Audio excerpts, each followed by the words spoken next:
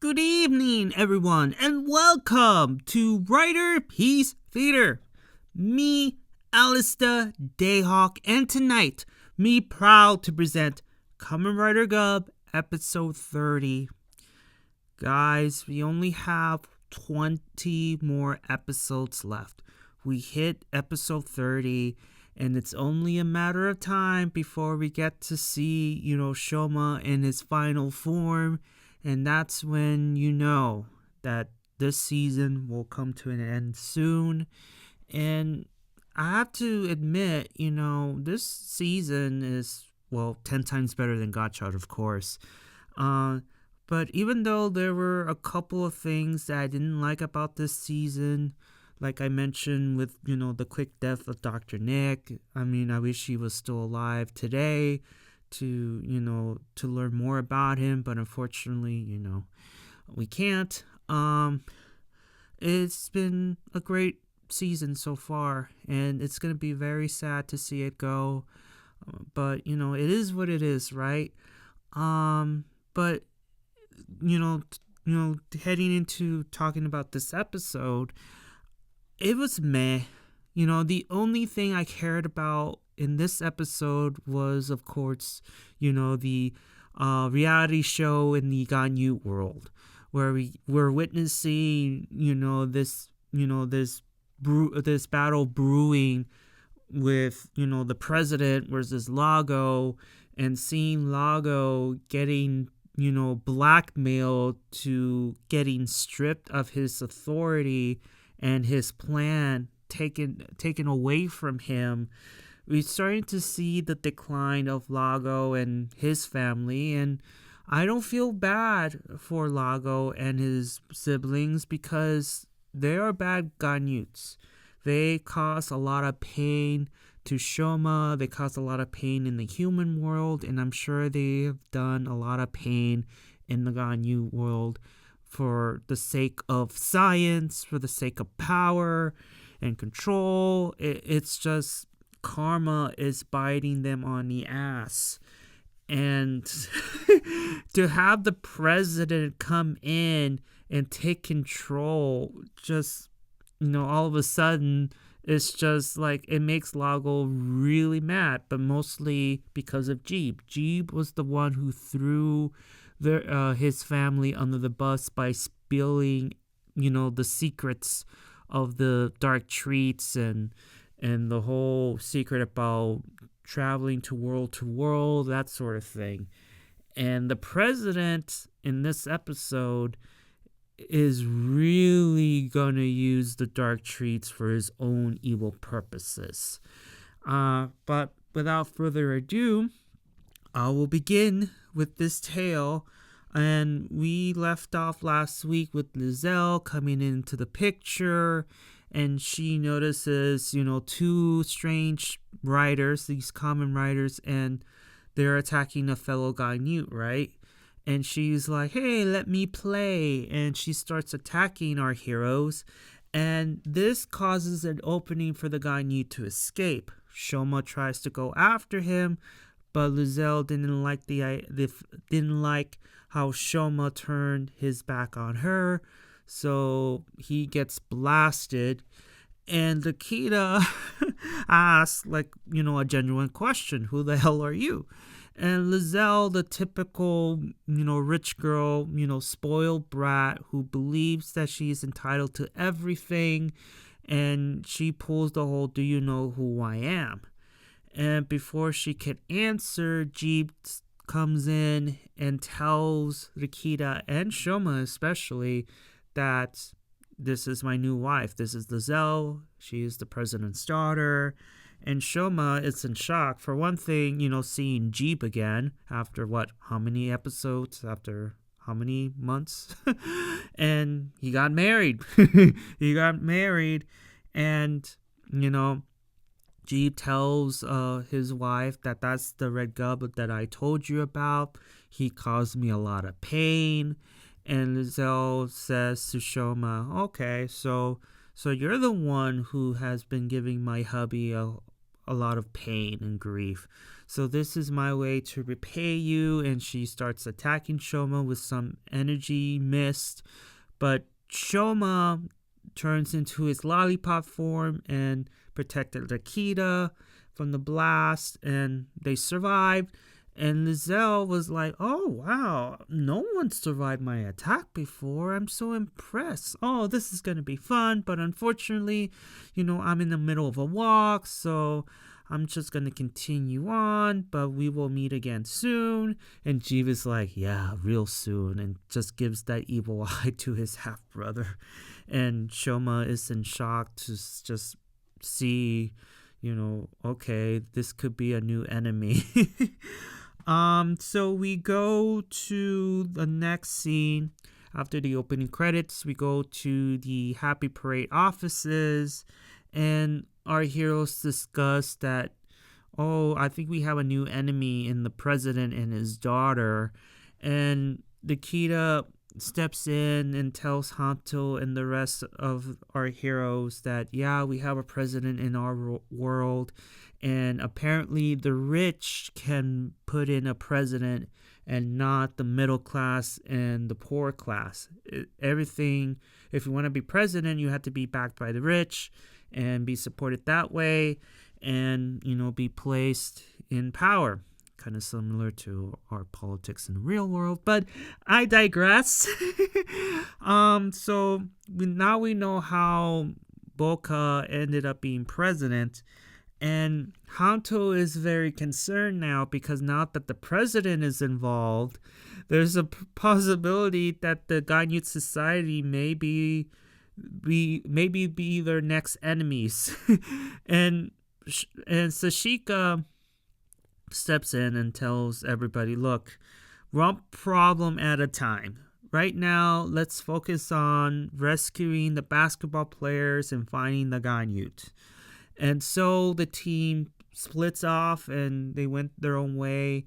And we go to, the White Castle, the president's castle. And we get to see politics firsthand, where one of his supporters is telling the president, like, hey, if you don't support my company, I may be looking at your opponents. And if they have my support, then, you will no longer be president anymore.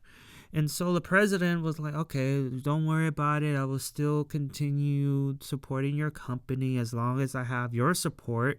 And, and the Granute says, yeah. So they're pretty much, the supporter is like hinting, like, if you don't give me this, then I will go look for your enemies and hope that they will support me and you will no longer be president.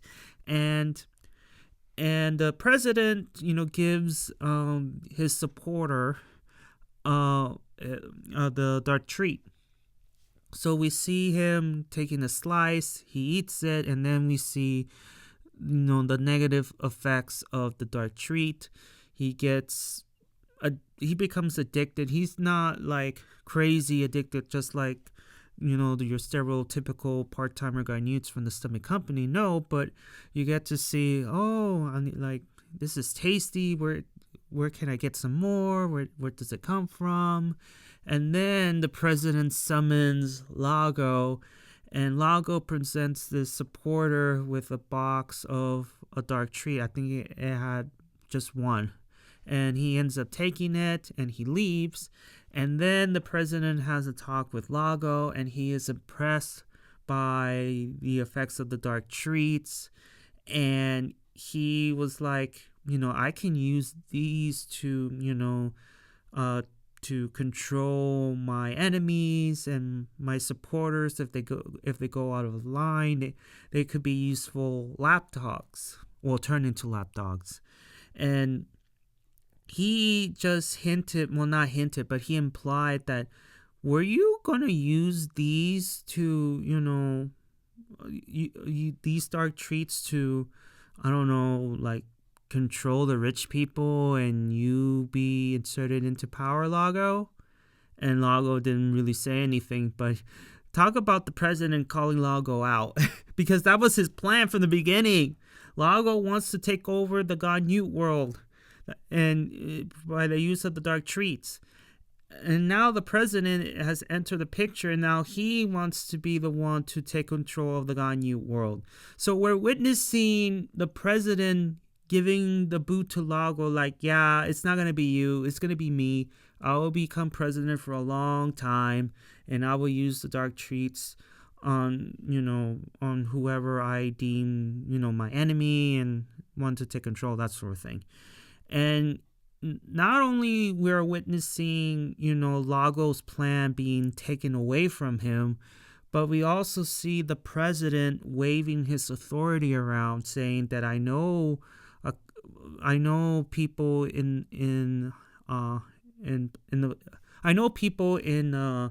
the Justice Department, like I know the cops.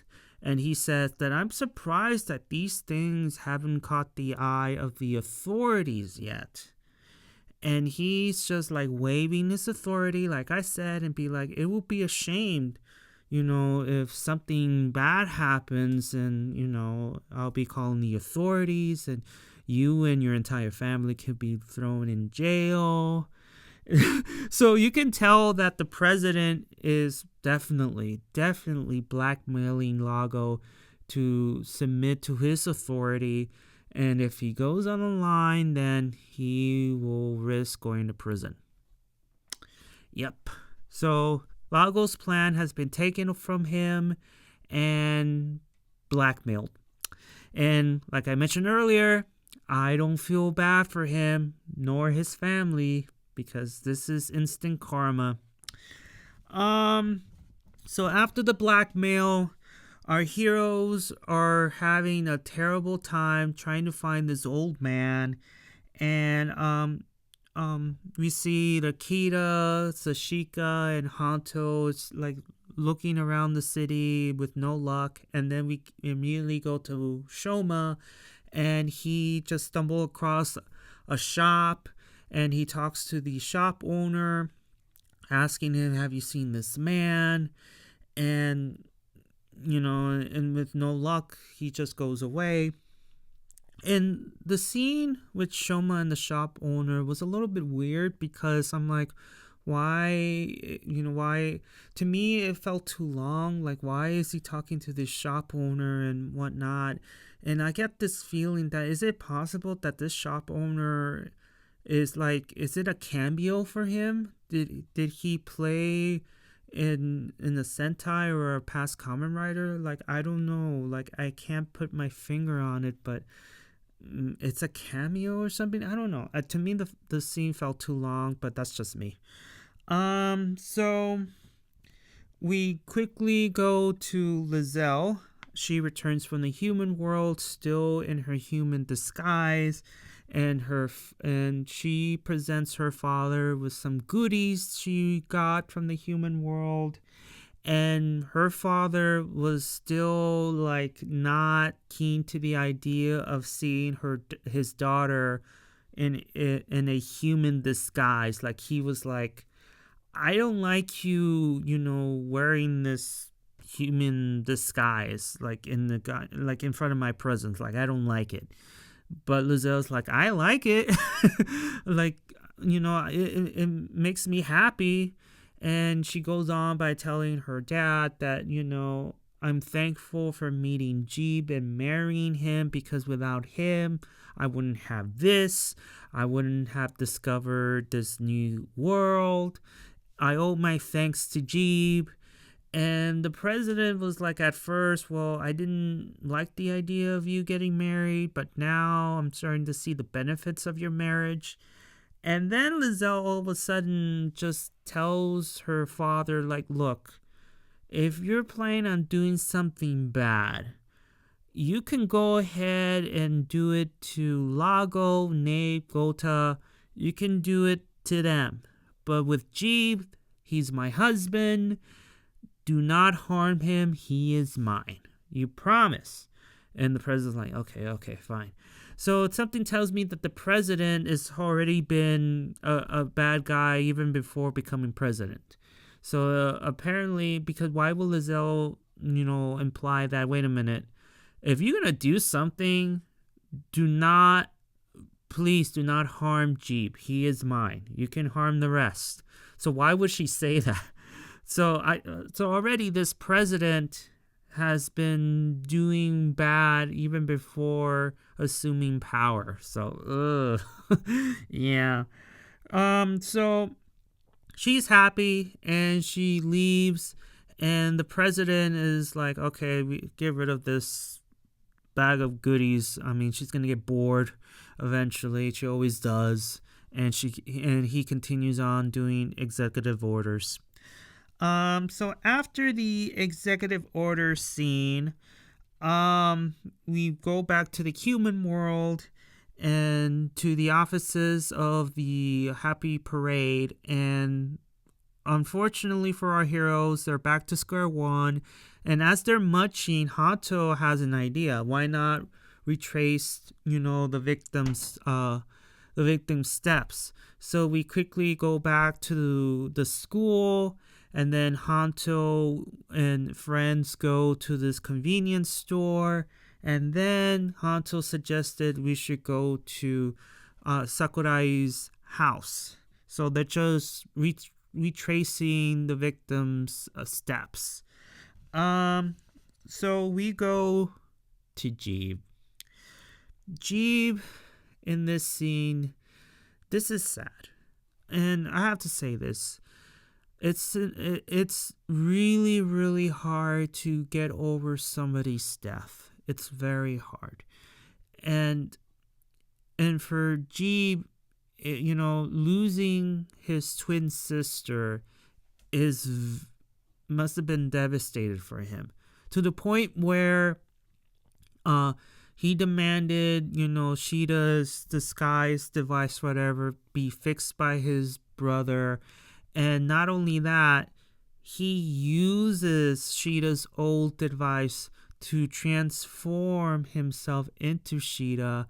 And we have this moment in the mirror where Jeebh is like talking to this mirror, seeing Sheeta as if Sheeta was on the other side, like talking to Sheeta and be like, how much I miss you, I love you. I make this vow to you that I will have my revenge for you, and I will get my revenge, and and whatnot. And just seeing that, I mean, you can tell that Jeebh hasn't gone over Sheeta's death, and using Sheeta's old disguise, I don't know. He I don't think it's normal. I don't think it's normal at all, but he's still grieving. But his grief and his desire for revenge is gonna leave Jeebh to either him being all alone, or it could lead to his death, which I assume if it leads to his death, I think he's gonna be happy, because at least he will be with Sheeta again. But his not coming to terms with his grief and his hunger for revenge is going to lead him to more pain, to eventual death. So as he is talking to, air quotes, Sheeta, Lisle returns from the Granute World and sees her husband in a new disguise. And Jeebh is surprised to see Lisle, and he apologizes. I will turn back, but Lizelle's like, no, don't change. You look cute. And we see this tender moment between the two, and that's it there. We go back to the human world, and their trail leads them to a bathhouse. So our heroes, are looking at this bathhouse, and Shoma is asking what is a bathhouse, and Hanto explains that it's pretty much, a place for people to take baths. It's like an open bathhouse thing to take baths, that sort of thing. And Shoma was excited and he wanted to go, but then he realized, wait a minute, I don't think it's a good idea for me or Rikita to go in there and be all naked, considering that we have like a second mouth in our stomachs, so it's not gonna work. It's not gonna work. So Hanto volunteered to go in there, but Shoma still wanted to go in, at least to take a look on what's inside and not really go, take a bath. So the boys go in, and Hanto was putting away shoes because the owner was telling him the price, and you can leave your shoes in the shoebox. And as Shoma steps in, and the owner it's 500 yen, and he turns around and he finds that the owner is the old man, the eighth Granute, and they both scream at each other like, ah, ah, ah. And Hanto's like, what the hell? Why are you screaming? Hanto, that's the man. That's the Granute that, kidnapped the basketball people. and the old man's like, damn it, like, you found me? Really? Of all places? So he reverts back into his Granute form and, spooks his customers, and he tries to run away. And you see him escape and pushes Sashika down and runs away. And you see, before that, we see Shoma and Hanto chasing after him, and Sashika's like, wait a minute, that's the Granute. I thought we were looking for Sakurai and the rest of the basketball team. Well, apparently we found the corporate instead, said Lakita. And Lakita mentions, is there like an office in there? And Sashika's like, yeah, I think so, in the boiler room. Why? And I don't know, for some reason Lakita was being a little bit rough towards Sashika, because if you've seen the episode and the scene, you've noticed that Lakita was like pushing her a little bit and almost being a little bit rough. and Sashika's like, what the hell? Like, I will take you, but just don't be so like rough. Like, what the hell? So Sashika and Lakita go inside the boiler room, and Lakita finds a suitcase full of presses, and we see all the victims that got turned into presses, including the basketball team. And then it leads to, the agent.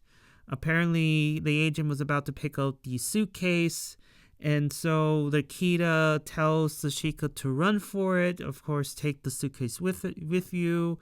And Lakita is fighting the agent. As he was fighting the agent, we quickly go to the next scene with the Granute. He goes into this abandoned warehouse to hide, but he cannot hide, and he got cornered by Shoma and his boyfriend Hanto. So we go to the fight between Shoma and Hanto versus the Granute, and then, with Lakita versus the agent. And the battle inside the warehouse includes throwing stuff, to throwing poor Hanto to Shoma. Shoma transforms into his old chip form, which we haven't seen in a while. And then it leads to, offering the Granute like a second chance at life if he gives up the dark treats. But of course, the answer is no. And the battle ends with, with the power of the jelly, with the power of the frappe and ice cream. All three of our Kamen Riders have defeated their enemies, and they rescued the victims. They all reverted back to their human forms. Everything is hunky-dory. The next scene, once again, back in the office, only this time they're celebrating the victory, and we get to see Hanto and Lakita bickering again, and which leaves Shoma all happy with a smile on his face, because he is seeing, Hanto and Lakita, getting along, so to speak. Even though Hanto is bickering with Lakita, and it's just they're having this little spat, but Shoma's happy to see that. which leads to the final scene of this episode where we go back to the Granute World, and apparently Lango has some news to share with Jeebh and Gotha. But he doesn't say anything as he stares at the window. And Gotha was like, "What's going on, Nissan? Like, what's the news?" And then Lisle and Jeebh comes in. And Lisle tells everybody that she is the CEO of the stomach company and Jeebh is her vice president. And it leaves Gotha with the look of disbelief. Jeebh is doing the, oh my god, like he's putting his head down of shame. He's like, really? What the hell? Shame and embarrassment. And then Lango's still staring out the window. And to throw more salt in the open wound, G just like does his happy skip towards his older brother and tells him that he is now transferred into full-time service, doing procurement duties. So, yeah, that's the exclamation point right there. And the end of the episode, we're witnessing the downfall of Lango, at least for now.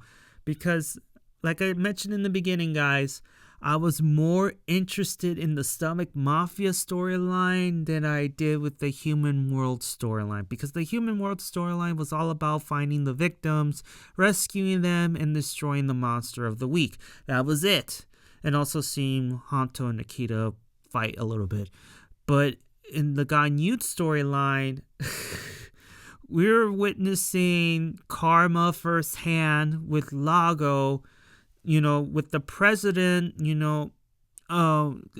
with the president going to use Lango's plan to take over the Granute World and still keep his power and grip on that world, and pretty much blackmailing Lango to submit to his rule, or else he'll be thrown in jail.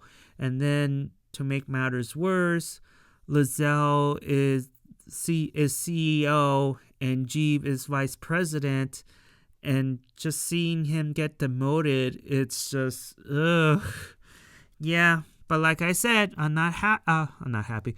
I am pretty much glad that I'm not sad. I'm not happy. And so to speak, I don't know what I'm trying to say here, guys. What I'm trying to say is, I don't feel sorry for them. That's what I'm trying to say.